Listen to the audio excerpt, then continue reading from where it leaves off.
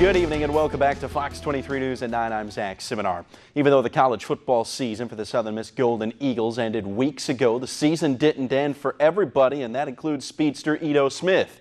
Smith and a host of some of the most talented seniors continued Senior Bowl practice ahead of tomorrow's final college football game of the year. The Reese's Senior Bowl is held annually at Lead Peoples Stadium in Mobile, Alabama. Smith, who will suit up for the South team, ran for over 1,400 yards this year. You see him right here. Also caught another 40 balls for 396 yards as the main playmaker for the Golden Eagles. Tomorrow's game will kick off at 1:30 on the NFL Network. Both Golden Eagle basketball teams will return to the floor tomorrow, beginning at 4 o'clock with the women host UTSA. Then at 6 o'clock in Ruston, it'll be the Golden Eagles and the Bulldogs of Louisiana Tech, the men looking for their third straight win.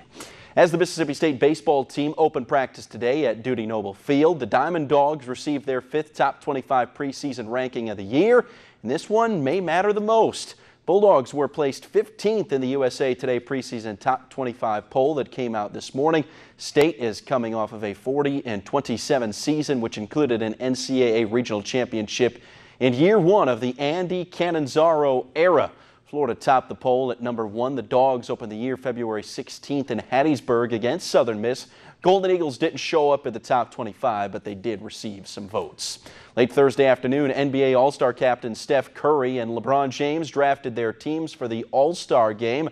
Later in the evening, the NBA announced those rosters. It appears on your screen here. It also appears that LeBron James may have the team to beat after drafting Kevin Durant with the first overall pick to go along with his former teammate Kyrie Irving and a pair of Pelican big men in DeMarcus Cousins and Anthony Davis. Team Steph appears to be far less star-studded after James Harden and Giannis Antetokounmpo.